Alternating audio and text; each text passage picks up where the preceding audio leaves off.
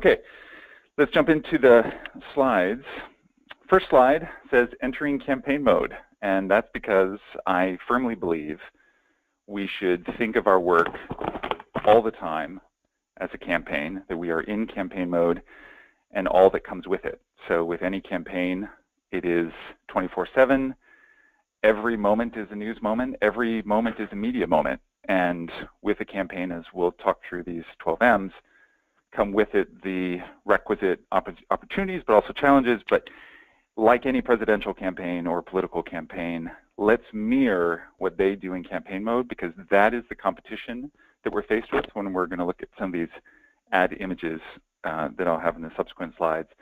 But also that's the kind of competition we're in just for people's attention, for consumers' attention, for our customers' attention, for our constituencies. So if you thumb through to the next slide, I'll talk about Geico later in the 12 M's. But as we continue to thumb through these slides, if you go to the next one with Obama and Xi Jinping kissing, they're actually not kissing. But I'm illuminating these configurations. If you go to the next slide where forgive the graphics, but the blood is coming out of the phone, don't talk while she drives.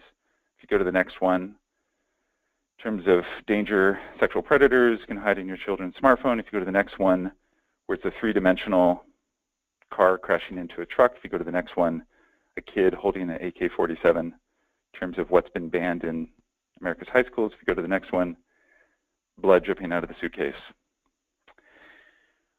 I raise these just very quickly because visually that's our competition. This is where ad agencies are going. This is where marketing is going. And most of those were social justice, economic justice, environmental justice. So those were our peers in the movement. Those are people who are trying to make change in the world today.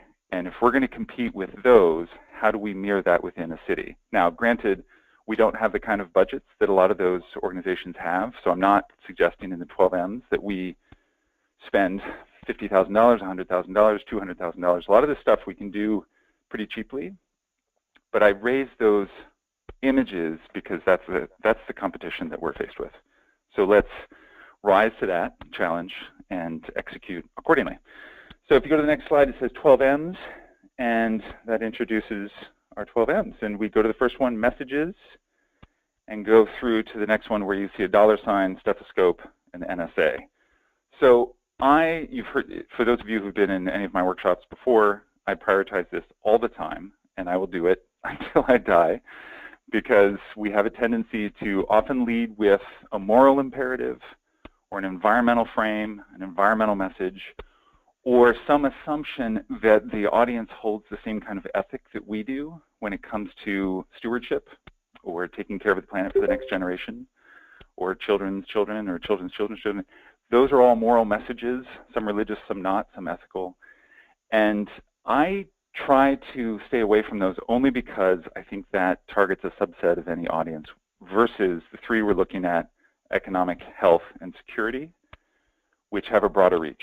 Now, for most of our work, we have the opportunity to use data in all three to make either the economic argument, the health argument, or the security argument to our communities. And we have to do it smartly. We can't simply say, for example, oh, we can create thousands of jobs. If we don't have the data to support it, let's not say it. Let's have good data to support an economic argument. Now we do in terms of the cost of inaction or the opportunity with renewable energy. But let's make sure if we're using data on the economic argument that it's sound data, we have data to back it up, and it's specific numbers for jobs. People need that to believe it. Health data, unfortunately, we have plenty of data there in terms of how climate change is impacting us adversely and killing us slowly but surely. But again, let's use good data there to convey the argument. And of course, on the security front, for most of the cities that we're talking to, especially the coastal cities, but including inland cities, we have good data there to show the security impacts that will threaten our cities. If you go to the next slide, messengers, and click through. So like any campaign, we need surrogates. If you look at this all-white male panel, I'm one of those white male panels. 3 of the 4, not me, were surrogates for the either the Defense Department or the defense industry. And this was about war and military operations in Iraq and Syria. And so with any campaign, who can we employ as surrogates? And let's make sure that we've got the right messengers. In this case, I strongly disagree with an all-white male panel, even though I was complicit in it. But sometimes we're not the right messengers to be on the campaign trail. Who is or who are the right messengers? And let's make sure we employ them. Most of the cities I've talked to haven't done a sufficient job in tapping people on the shoulder and saying, hey, would you be willing to write an article for this paper on what we're doing? Or, hey, would you be willing to do a stump speech here and there? Just like Hillary Clinton or Donald Trump tapped myriad people to stump for their campaign, so too cities tap people on the shoulder from all sectors to campaign for you. Next slide, mainstream majority. If you click through, this is not my Facebook page because I don't have a Facebook page, but I found one of the many images related to my most used words on Facebook. So in talking to and campaigning for the mainstream majority, let's make sure we're using language that they're using. I still find a lot of cities using language that the mainstream majority isn't using. And if we think of the spectrum of words that the mainstream majority is using, it's pretty limited. It's 1,000, 1,200 words that people are most commonly using. So when we talk about mitigation and adaptation, and we talk about decarbonization, and we talk about heat pumps, are we conveying in language that most people are using so that we can convince them quickly enough of our agenda, not unlike a candidate is often using pretty monosyllabic language to convey their point on the campaign trail. If you click to the next one, mass media, and click through to USA Today Network, I find that most people I've worked with in the past think the bar to set when it comes to being published in the press are the elite outlets, but I am much more inclined to publish something in USA Today or any of its subsidiaries than Financial Times, Wall Street Journal, New York Times. What happens if you publish something in the New York Times, you will get a lot of interviews from it because once you publish something, it's trending in a news story and you'll get some radio pickup. NPR will call you, or a couple other outlets will call you for interviews, etc. So it helps in the pundit space to continue the conversation at an elite level, but in terms of what Americans are reading across hotels and diners across this country, it's either USA Today or an outlet that USA Today has purchased. And you'll find that USA Today is slowly accumulating more and more community papers because they recognize that's where people are getting the news. So let's be in those outlets. Next slide. Me. If you click through, I've got a picture of Emma Watson because she is an incredible advocate for sustainable fashion, and this is her showing up at the Met Gala in a dress that was made from recycled plastic. And I could have brought many pictures to this particular conversation, but how important it is for us to walk the talk in any of this work. I particularly feel strongly about the Al Gores of this world when they are on the world stage talking about climate. Are they wearing, walking, eating, driving in ways that are consistent with their mission and what they're saying? Because we leave any part of our lifestyle, either personal or professional, up for attack or criticism, people will definitely seize it. So in all parts of our personal walk and professional walk, if we can be walking the talk, it makes the message stronger in the campaign. Next slide. Memes. If you click through to Leo DiCaprio, please allow me to lecture you on climate change and the politics of greed while I jet around the world and build my net worth to 260 million. Now, he's changed over time. He used to roll up in his Escalade to events, but he doesn't do that as much anymore, so he's trying to walk the talk. But this part of the 12 M's goes to the need to memify everything. So if we haven't memed what we're doing as cities, we haven't done our homework. Let's go a little extra to create a meme out of it, just so that we're reaching out in the social media space to the people who are using social media. Everything, I think, can be memed with a fun picture, some good graphics, some text, some hashtag, but let's memify everything we're doing. So we reach that audience. Next slide, moments. If you click through the clock, it says late. So this is going to be tough for cities, but it's going to be essential if we want to play in the press space because things move quickly, as you know. And so if news breaks at 9 a.m. and I email a city saying, hey, can you weigh in on this? If they're not able to weigh in that day, they've likely missed that moment.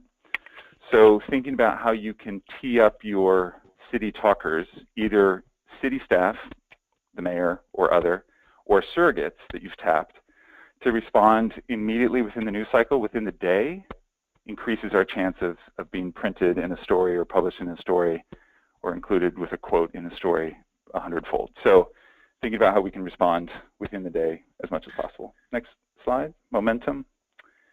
And to click through to John Hancock. So I was trying to think of appropriate pictures for this, but as I think about USDN and the potential to build momentum, thinking about what we can do as 10 cities, 20 cities, 30 cities together in action, whether it's an event or a letter or an ad we put together and get a whole bunch of signatories, thinking about how we can build off the momentum of the entire USDN network. Not unlike a couple months ago, and I think this was a C40 Bloomberg initiative, but 12 cities came out with a declaration of fossil-free streets, something simple like that. And it was basically packaging some of the work that the cities had already done. But especially in this Trump era where subnationals are really being turned to for leadership, the opportunities here to come together 10, 20, 30 cities quickly, within a day or two, put our name on something, move quickly in the press, building off that momentum, not just one city, but 10 cities, ideally 50 cities or more, gives us a real opportunity to be a player in the press space. Next slide, multiples. You click through to repeat. Michael, repeat, repeat. maybe take about 2 more minutes. Great. Repeat, repeat, repeat, repeat. Cannot say this enough. So it might feel elementary or redundant to say something over and over and over again, but people really need to hear it from us 3 to 5 to 7 times for it to sink in. And ideally in different ways. So on the radio, on your website, in a mailer, the mayor's saying it, the staff are saying it, so we're repeating it constantly. Next slide, meetups, click through to coffee. It's just encouraging all of us to all the time meet with reporters before and after a story, ideally not around a story, so it can be about the relationship. Hey, reporter X, Y, or Z, I'd love to set up coffee with me, the sustainability directors. We can talk about the work we're doing. When you have time, great. Build that relationship so that when you're asking for a story, you've already built the relationship and it's not just so exploitative of like, hey, I want to use you in this moment to tell a story that I really want to tell. You've got a relationship already built. Next slide, magic. If you click through. So this is where the Geico commercial is relevant. They spend 25 seconds of a 30-second spot giving you some distraction, some fun, some magic, and then they only sell you in the last 5 seconds. And increasingly ads are mirroring this. How can we mirror that? So we're having fun with our constituencies and our consumers, and the sale comes at the end after we've given them some entertainment, some distraction. We often, too often, lead with the climate ask without any packaging of fun or entertainment. As we can see from ads, they're doing that more and more, so should we.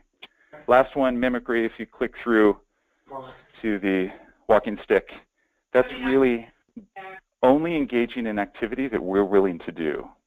So are we going to mirror the public's? Let's not ask them something that we're not going to do ourselves. Sometimes that comes up where we make an ask of a constituency and we don't actually do it ourselves. We need to test it with, would I do this? Would my family do this? And if so, then we can go forth.